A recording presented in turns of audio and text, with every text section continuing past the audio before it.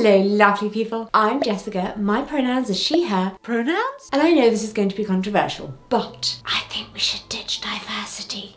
Finally an issue we agree on. I'm so glad Trump's getting rid of all these silly DEI policies. No. Strangely enough, I'm not actually a massive fan of Trump's politics. You've definitely lost your way to get to this channel, but welcome. In case you're new here, hi, I'm a chronically ill lesbian who makes videos about history, culture, politics, parenting and fashion through a gay and disabled lens. If that sounds like your kind of thing, hit the subscribe button below. I realise that every single day since Trump took office has felt like being smacked in the face with 100 breaking news screaming tickers, but I'm researching and filming this video in April 2025. Hi, if the world still exists. If no, my god, we're about to have some babies, so I really hope it does. And whilst I'm distraught by the actions of Trump's administration in the short period he's been president of the US again, and there are so many awful things to talk about, it has got me thinking about DEI practices. That's diversity, equity and inclusion. Indeed, I've been thinking about diversity and how helpful it is, and, hot take, I think we might have reached the limit of its usefulness. That is exactly what I've been saying. We don't need all this nonsense. Right, yeah, but that's not quite what I'm saying. I think we should ditch diversity because we can actually be more inclusive without it. Yes, exactly!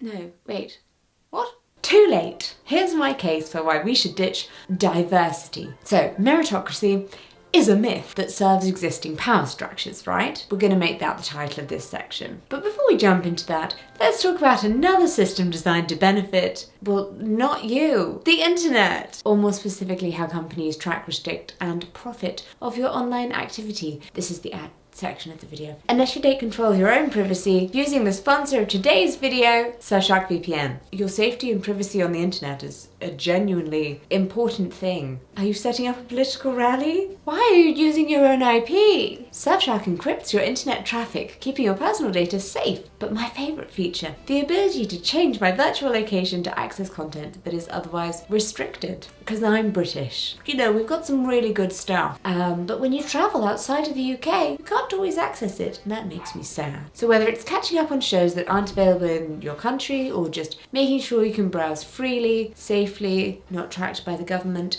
Surfshark lets me experience the internet as it should be, open and unrestricted. And right now you can get an amazing deal. Just go to surfshark.com/Jessica or use code Jessica at checkout to get 4 extra months of Surfshark VPN for free. You can also scan the QR code that's on your screen. If you're on your phone and you're going, how on earth do I use this QR code? I'm on my phone. Take a screen cap. Alright now, let's talk about why meritocracy is the biggest scam of them all. To give a very basic definition, DEI programs are designed to even the playing field in the face of systemic discrimination like racism, sexism, homophobia, classism, or ableism. And I hope we can all agree that those systemic advantages do exist, even though... Why are you complaining about this? We live in a meritocracy. We should judge people on their skill, not on their skin colour or their background or their... Wait, why am I still here? I thought it clicked away. Plenty of people think that we already have an even playing field. The myth of meritocracy is pervasive. But interestingly though, as journalist Juliette Brown pointed out in the piece for Economic Observatory, there is increasing evidence that a belief in meritocracy reinforces pre-existing inequalities and biases. A study by Emilio Castilla and Stephen Bernard published in Administrative Science Quarterly found that in companies that explicitly held meritocracy as a core value, managers, who were generally male, assigned greater rewards to male employees over female employees with identical performance evaluations. This preference disappeared where meritocracy was not explicitly adopted as a value. Why? It's the paradox of meritocracy. If people believe that they are being fair and judging everyone based on their own merit, then they become less likely to examine their own behaviour for signs of prejudice. If you believe we live in a meritocracy, then you get to claim all of the credit for your success and not deal with messy feelings about having access to advantages that other people don't. Another study found that widespread beliefs in meritocracy leads people to blame those who are worse off for their relative disadvantage. For example, Britons are more likely to think that people who lost their job due to coronavirus did so because of personal failure rather than bad luck. More alarmingly, a widespread belief in meritocracy can cause members of disadvantaged backgrounds to believe that they are less deserving of success and to underestimate the extent to which they face discrimination. Yes, coronavirus came. You lost your job. Clearly it was your own fault. Because I did not lose mine.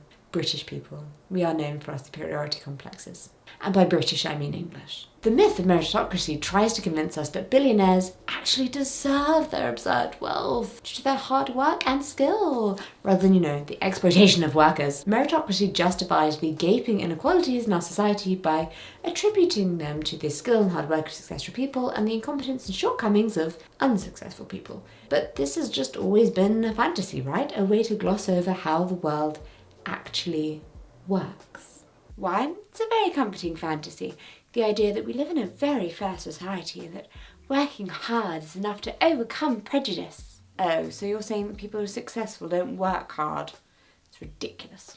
I am absolutely not saying that successful people don't work hard, but meritocracy sells us the narrative that it's solely skill and effort that dictates someone's success, that any advantages they had, like a private education, for example, are entirely unrelated. No, I mean, yeah, you do have a job at that, the company that's owned by the dad of the guy you went to your private school with, but it's just, you would have got that job anyway, absolutely. If you want to talk about self-made men, I would like to introduce you to some trans men. What? Don't provoke. That joke was written by a trans man.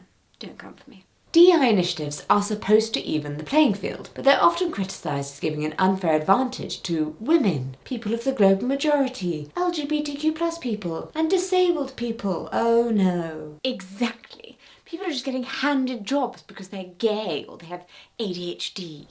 Oh, ouch. Come for me personally, why don't you?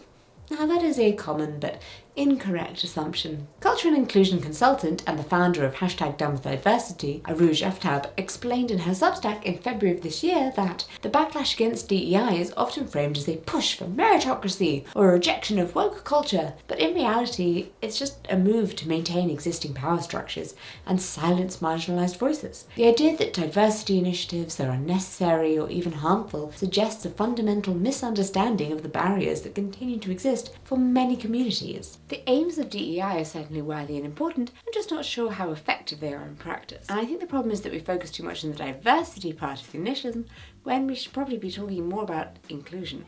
Natural diversity and redefining normal. Let's start by making something clear. I'm not diverse. What? No, of course you are. You're disabled and gay.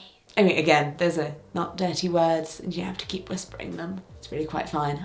I am disabled and I am a lesbian, but that doesn't make me inherently diverse. A single person cannot be diverse. Only a group of people can be diverse. When we end up calling a single person diverse, even a person of multiple mixed ethnicities, what we usually mean is that they don't fit our ideas of what normal looks like. But people who are disabled and gay aren't normal. Ooh. Part of the issue with the way we currently think about diversity is that we use it as a synonym for not a straight, white, able, cisgender man. I'm not diverse. I'm not the norm either. I'm just me. In an interview with Emily Badio-Zaman for Stylist in 2022, Aftab describes her frustration with brands and companies whose DEI strategy amounts to making sure they are visibly working with people of colour. She says the problem with this attitude is that it still centres whiteness. It says heterosexual, non-disabled, white men and women are the norm. Anybody who doesn't conform to those categories is diverse. But there's nothing inherently diverse about my skin colour. It's normal. As Tom Highland, the co-director of Diversity and Ability, puts it, diversity is already here. The world is rich with it. What we haven't always got is inclusion. Diversity is normal. Diversity is natural. But we grow up being sold the idea that white, straight, able, neurotypical cisgender men are normal, the default. And we have to make ourselves smaller or bend ourselves out of shape to fit into a society that isn't designed for us. And I'm using sold intentionally here because capitalism and the people who profit most in a capitalist society benefit the most from us feeling like we don't belong. Almost every part of our society is set up in a way that those of us who deviate from the white-set, able norm are painfully aware of our otherness. I don't really feel like a deaf person when I'm just in my house. I mean, it's set up around me and there isn't much I'm missing out on, but I mean, once I step out of my front door or talk to someone else, I'm suddenly reminded just how much of the world relies on sound and being able to hear. What's your favourite music? I don't really listen to music. Are we not allowed to be friends now? When we act as though a single person can be diverse because of their marginalised identity or identities, we are tokenising them and their experiences. For example, I am a lesbian, but I do not have the same experiences as a butch lesbian or a non-binary lesbian. I'm a woman, but I don't have the same life experiences as a trans woman. I am disabled, but I don't have the same life experiences as someone who is completely blind or quadriplegic. The language we use can end up reinforcing this idea that people who aren't white, able, straight, I've said this so many times now, aren't normal, while the acronym BIPOC, Black, Indigenous and People of Colour, is commonly used in the US. In the UK, it's the acronym BAME, Black, Asian and Minority Ethnic, that's more common. Oh no, more words you're going to tell me I'm not allowed to say. I mean, it's not that you're not allowed to use BAME, it's just that it's not necessarily an accurate term. As Nadine White wrote in The Independent in 2024, I mean, BAME is clumsy, inaccurate, and lumps all people who aren't white under one tiny sidelined umbrella. Moreover, BAME just fuels a misconception that people from minoritized communities are inherently marginalized, whereas those with African, Asian, Indigenous, or Latin ancestry comprise approximately 85% of the global population. This can add to the issues with diversity. BAME can allow institutions and society to disguise a lack of representation of some groups by pointing to the inclusion of others. Think about conservatives, the Conservative Party, and how they really, really love the occasional super gay white man or the occasional very right-wing brown man. But these people are still only included with their other characteristics as somewhat of a window dressing, if we will. Inside, they still bleed blue Tory. Due to this, there's been a shift towards the term global majority, which reflects that, despite what systems steeped in the legacy of colonialism would have us believe, white people are not the default. White writes that those who argue in favour of adopting language like global majority say it's a way of decolonising language and pushing back against racism, the notion that people of non-white ethnicities are inferior. This linguistic change highlights the importance of moving away from seeing people of globalised majority or disabled people, LGBTQ+ people, as the odd ones out. We're not marginalised or minorities, the issue is not with us, the issue is with the system that is broken. We need to stop acting like diversity isn't the norm, and instead challenge systems that are set up in a way that ignores that. Representation was never going to be our liberation, because it was about representation in a sick, corrupted system. We don't need to be a part of that system. We need to build a new one. I worry that we're focusing on increasing diversity in this current system rather than just building new systems. What would it be like to imagine a society that doesn't treat people who aren't white, cis-het, and abled as a deviation from the norm? What would it be like to build a system that is inclusive rather than othering? I'm really excited by what building that system and redefining normal could look like. So you do agree with Trump cutting DEI programs? Okay, fine. Let's talk about Trump. Rich, white, straight, cis men seem to be really afraid of words. As much as I don't want to talk about the current US president because he makes my skin crawl, he's currently doing his best to make the lives of anyone who isn't a billionaire much, much worse. I have what you might call a vested interest in the erosion of basic human rights. Also, you know, I exist on planet Earth, and I think my stupid country likes America so much it will bankrupt itself for her. Stock market crash? What stock market crash? My pension is basically wiped out, but it's fine. This is fine. Now, okay, this isn't obviously a comprehensive list of every awful thing that Trump's administration has done since he's been back in office, because that keeps changing every day. But, you know, let's find some humour in all the horror. In case you're unfamiliar with Trump's anti-DEI executive order, and I don't blame you, because it's very difficult to keep up with everything that's happening right now. A Reuters article by reporter Daniel Weissner, published in January 2025, explains that it directs federal agencies to terminate diversity-related rules and programs and remove references to DEI principles from grants and contracts. The order also seeks to dissuade private companies from using DEI programs and hiring on the basis of race and sex, what the order called illegal DEI discrimination and preferences. It directs all federal agencies to each identify up to 9 publicly traded companies or other entities that might be subject to civil investigation. Quite right too. I thought the Conservatives didn't like meddling in private companies. The Trump-approved approach seems to be that anything implying that LGBTQ+ people or people of the global majority should be removed from official websites. The Defense Department has flagged thousands of pieces of archival material and social media posts for deletion. However, the purge is intended to erase specific military-related mentions of women and minorities. Social media posts and website pages that commemorate historical events but are also inclusive of diversity are also at risk of removal. The keyword searches for DEI content aren't exactly an efficient system, with posts and image captions that use the term gay to designate the historical aircraft or even a veteran's last name marked for removal in the database. Information on Army Corps biologists studying the weight, size and gender of fish were also flagged. Those naughty, naughty fish and their gender. It makes sense that Trump's administration would want to remove all evidence of the all-women crews of World War II. I imagine the archival images of Enola Gay were not supposed to be removed for deletion. It would be kind of hilarious if it wasn't part of the erasure of marginalised people from history. And it is truly dumb. As Dee Whitnell, author and founder of the Trans Kids Deserve to Grow Up campaign, pointed out in an Instagram post, the USDA, apparently acting under DOGE, has cancelled a $600,000 research grant that it claims was awarded to a research study on the menstrual cycles of transgender men. In reality, the team was researching the development of safe menstrual products and generally acknowledged in a single sentence that trans men may also menstruate. A single mention of trans people existing means that thousands of dollars worth of really important research isn't going to happen for women. Oh, where's J.K. Rowling? Where is she? Isn't this what she's all about now? Is she coming to save the day? What? That's not fair. It's not. And nor is it a sign that we should throw trans people under the bus. Oh, looking at no UK health secretaries in particular. But a reminder of how important solidarity is right now.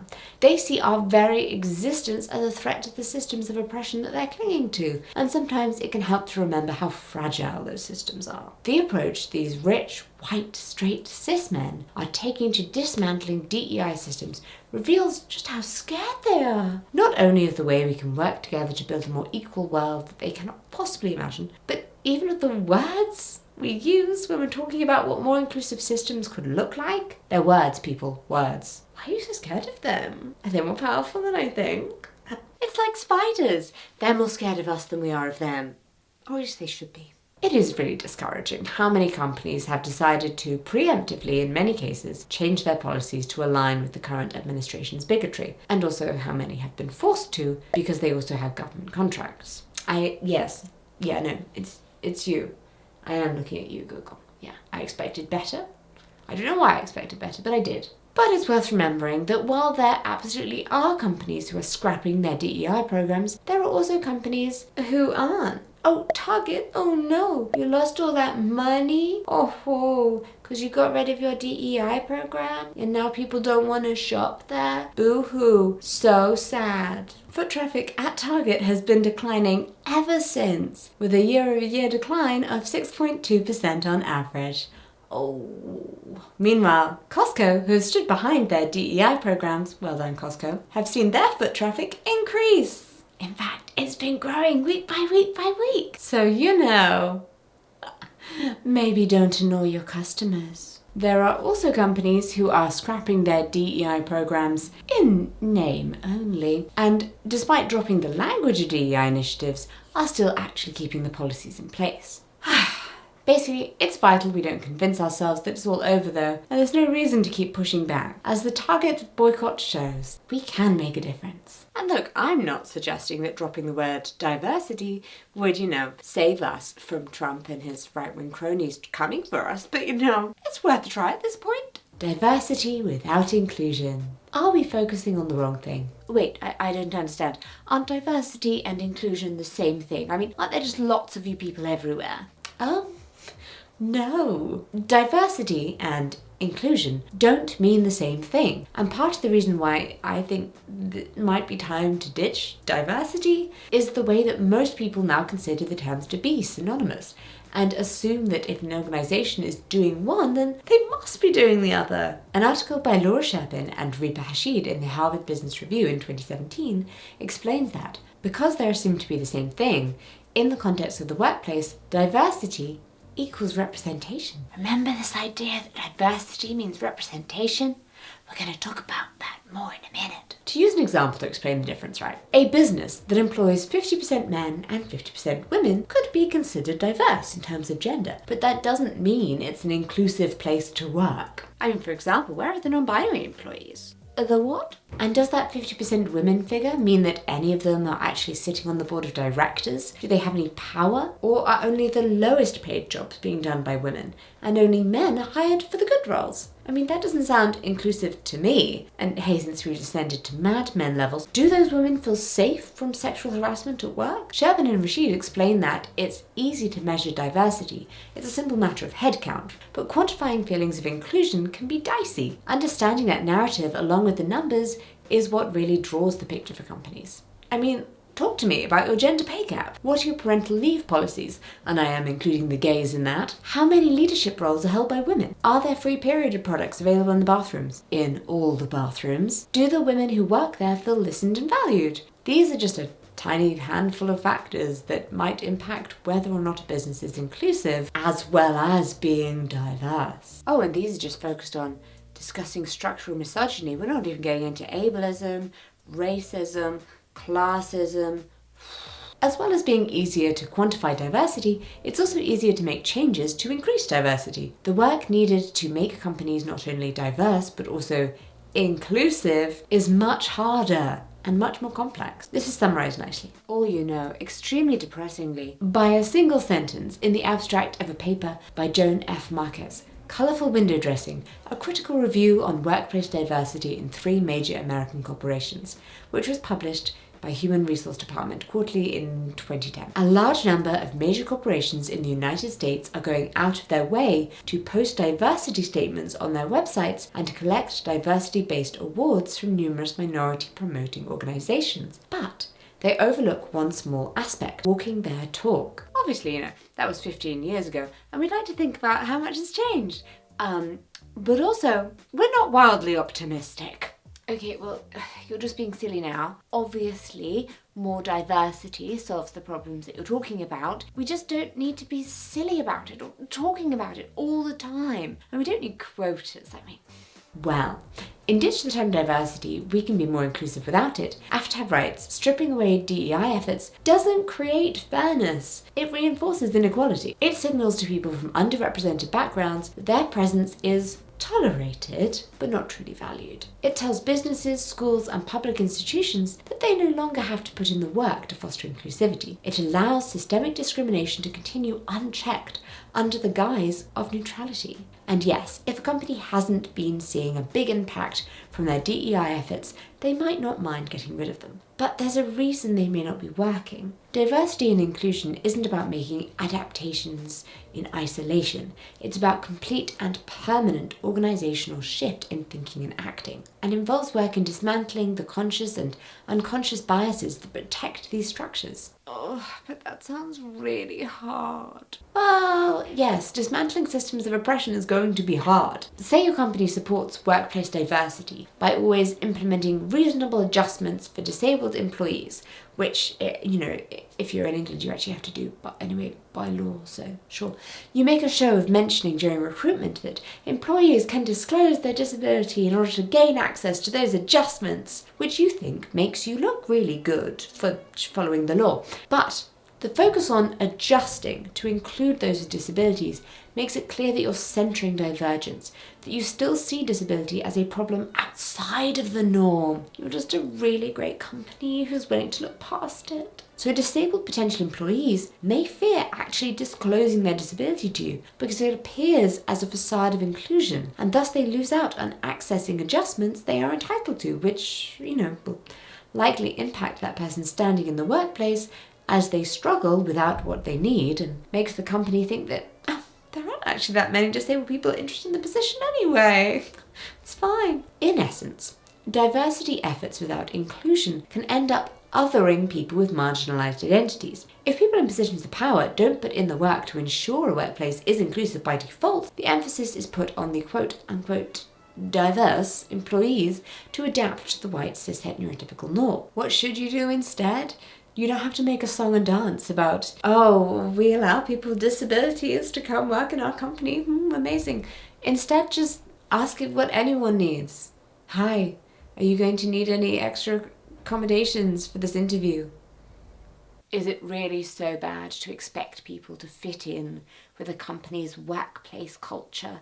It's very important that we all have a harmonious working time and we all feel comfortable. Does everyone feel comfortable? Or is it just the people for whom that culture is built who feel comfortable? Also, if we take this back just to a capitalist place, right? If you're not just immediately shutting down and cutting off potentially some of your best, most creative, hardest working employees because they're different, just because somebody has a disability doesn't mean they won't be your best employee ever. Yeah? Okay, hire them. It's important to embrace the fear of getting it wrong because that's the only way that we learn to get it right. We can't let the fear of not being perfect people or perfect in our activism stop us from even trying. Don't have to have all of the answers right now. Then there's the pretty significant question of whether or not DEI policies actually work. A 2016 Harvard Business Review article by Tessa L. Dover, Brenda Major, and Cheryl R. Kaiser notes that most people assume that diversity policies make companies fairer for women and minorities, though the data suggests otherwise. Even when there's clear evidence of discrimination at a company, the presence of a diversity policy leads people to discount claims of unfair treatment. What? Companies can point to their DEI policies in court and use it to say that they don't have discriminatory practices? Oh, I'm so shocked. This is so surprising. There's plenty of evidence that a more diverse workplace makes companies more productive and more profitable, but not a lot of evidence that DEI programs actually make marginalised people feel seen or supported or safe. Currently, diversity initiatives' strongest accomplishment may actually be protecting the organisation from litigation, not protecting the interests of underrepresented groups. Another issue with attempts at diversity that aren't backed up by inclusion is that they create a situation where it's people with marginalised identities who are expected to do that work. They're the ones who have to stand up in front of the class and give a talk about why they should be respected. In a piece for The Heights, Boston College's student newspaper in 2019, Fatima Tassal wrote, "In my opinion, we all need to stop brushing over the word diversity. I thought I knew the meaning until I was bombarded with the many questions about how I contribute to diversity on campus, as if that's my role at Boston College. We use the word to fill in a missing hole in our vocabulary. We use it to make sense of years and years of systemic racism, ignorance, and inappropriate action. A focus on diversity places the burden on those of us who are diverse and ignores the other work that needs to be done. Diversity is representation, and whilst representation can help in the fight for our rights and for a more equal society, representation is not liberation." In an article for Extra Magazine in January 2025, author Kai-Cheng Thom writes that, disturbingly, a superficial, symbolic approach to trans rights seems to have reduced our concerns to an identity issue within a broader diversity, equity and inclusion framework, one that some people apparently think can be solved with a hyper-focus on trans celebrities, pronouns, and sticking the Progress Pride flag onto storefront windows. to the exclusion of addressing the core needs of trans people, such as the right to transition and still fully participate in public life. While she's talking about trans rights specifically, I think it's applicable to the broader conversation here and how just pushing for diversity isn't enough. As Thumb notes, even if it's zenith, the trendiness of diversity appears to have done little to actually improve the day-to-day lives of trans people. So, if pushing for diversity isn't working, and I think there's a case to be made that it isn't, is it time to ditch diversity? What do you think? Should we ditch diversity? Could we make bigger strides towards a more equal society if we stop trying to make existing systems more diverse and instead focus on dismantling them entirely? Please leave a comment and share your thoughts on smashing the patriarchy. I also want to remind you that you're very much not alone if you are feeling overwhelmed or scared right now. I mean, 2025 is turning out to be a super not fun time politically. But even right now, I want to encourage you to focus on the action you can take at the moment.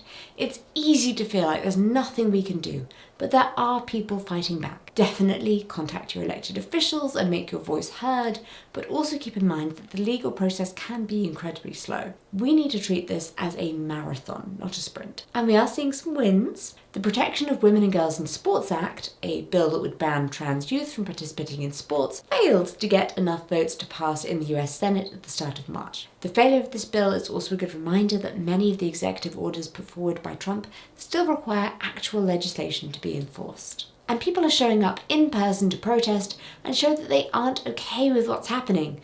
It's just that the media isn't necessarily reporting on those protests. On Saturday the 22nd of March, the grassroots disability-led group Crips Against Cuts organised demonstrations in 10 cities across the UK to protest the Department for Work and Pensions' horrific proposals to cut chronically ill and disabled people's benefits. I couldn't find any national media outlets who covered these protests, which is pretty disappointing and disheartening, to be honest.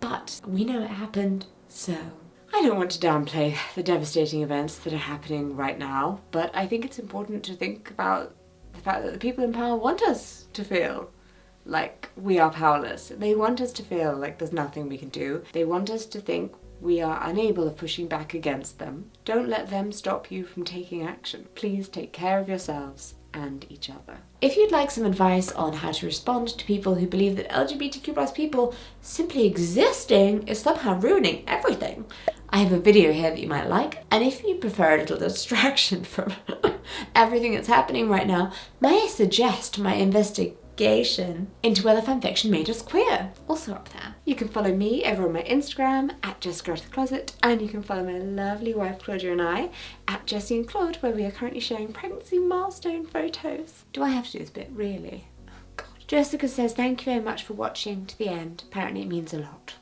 I want to say a huge thank you to my clubbies. The Kellgren-Fozard Club is my membership club, which you can join right here on my channel. Clubbies, which is what we call members, get an exclusive behind-the-scenes video every month, plus access to the playlist of more than 75 existing members-only videos. There's more. Okay, fine, I'll read it out.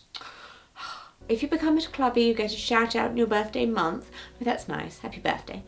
And a little Jessica icon next to your name when you comment on videos. Oh, is it pretty? Oh, look, oh, that is pretty. I like that. And your comments will rise to the top of the comment section, which helps drown out the not so nice comments from people like me. Maybe that's just rude.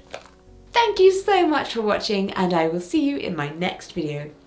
Bye! Oh, and don't forget to click that Surfshark link for a genuinely great deal. Go to surfshark.com/Jessica or use code Jessica at checkout to get 4 extra months of Surfshark VPN for free, and you can also scan this QR code. Have a wonderful day.